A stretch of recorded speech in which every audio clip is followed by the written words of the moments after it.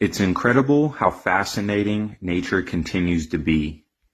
I was always under the assumption that spiders got their necessary nutrients and hydration from the prey that they caught. But I have now witnessed on multiple occasions when the spider comes across the Venus flytrap's nectar, it starts to consume it, and just like any other prey, gets addicted to the nectar and intoxicated by it. As it switched sides, you can see that it kept moving right down the nectar line. While trying to collect as much of the sweet liquid as possible, its movements pull it right over the trigger hairs.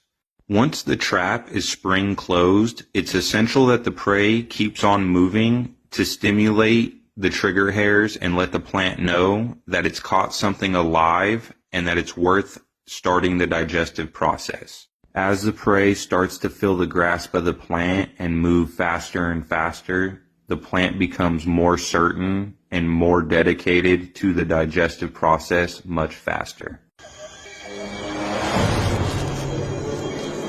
The lizard freezes in shock. The mantis takes full advantage. It may not inject any venom like the ants, but its jaws are fearsome weapons. The lizard, stupefied with pain, believes it can still shake off its attacker. Now the giant mantis switches over from being the hunted to the hunter.